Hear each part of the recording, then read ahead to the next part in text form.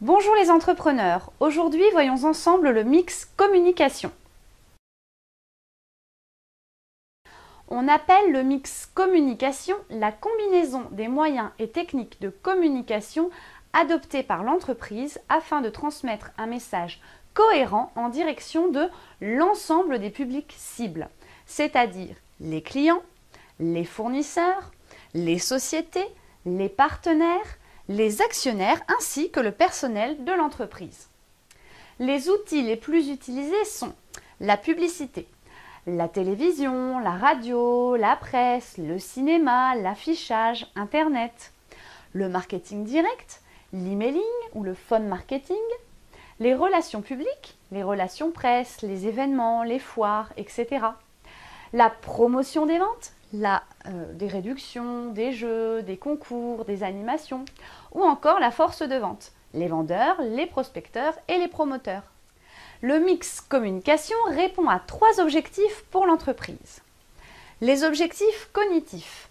Faire connaître votre entreprise, ses produits, ses services. Par exemple, annoncer l'ouverture d'un point de vente ou encore annoncer une semaine de promotion. Les objectifs affectifs. Faire aimer votre entreprise, ses produits, ses services et leur conférer une image positive et attractive. Les objectifs conatifs. Faire agir le consommateur. Acheter, essayer, s'informer, etc. Par exemple, en leur donnant des bons de réduction, des échantillons, des coupons-réponses à envoyer ou encore un numéro vert à appeler.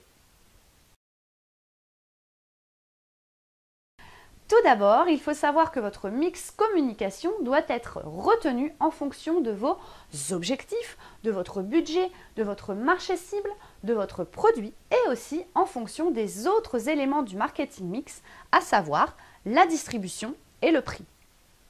Ensuite, après avoir défini les éléments suivants, vous avez le choix entre 2 stratégies de communication. La stratégie push consiste à promouvoir le produit du réseau de distribution jusqu'au consommateur final. Vous utiliserez la force de vente et les promotions auprès des distributeurs. La stratégie pull consiste à développer chez le consommateur une préférence pour la marque.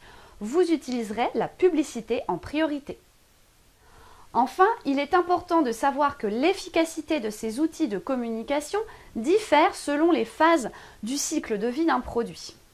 Il s'agit d'identifier les phases clés dans ce cycle et savoir à partir de quel moment on va pouvoir aborder un client. En phase d'introduction, il est bon de privilégier la publicité et les relations publiques afin de préparer le terrain.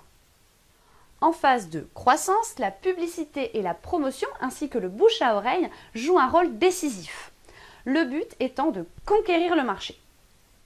En phase de maturité, la promotion reste un moyen efficace pour fidéliser les clients.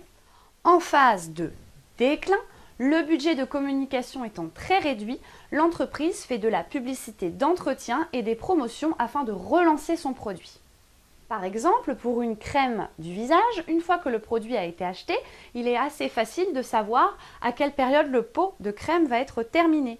Et du coup, d'anticiper par exemple une campagne emailing pour pousser le consommateur à réacheter le produit. Prenons l'exemple d'une femme enceinte. À partir du moment où elle s'inscrit à une newsletter pour avoir le maximum d'informations tout au long de sa grossesse, il est judicieux de lui envoyer des offres tout au long de sa grossesse tous les mois, de manière à lui fournir le maximum d'informations possibles et de la pousser à l'achat. Croyez-moi, ce sont des choses qui fonctionnent.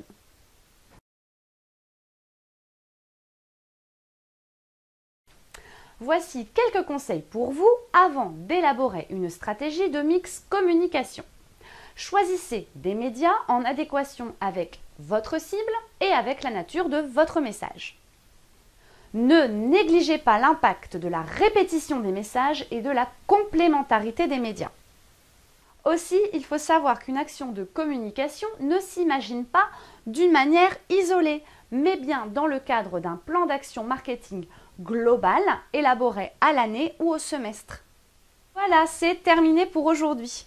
N'oubliez pas que cette vidéo est un tuto qui a pour but de vous initier à la démarche marketing et que par conséquent, il n'est pas complet. Donc comme d'habitude, n'hésitez pas à poser vos questions dans les commentaires sous la vidéo Et si vous avez besoin d'une prestation marketing, contactez-nous. À jeudi prochain les entrepreneurs!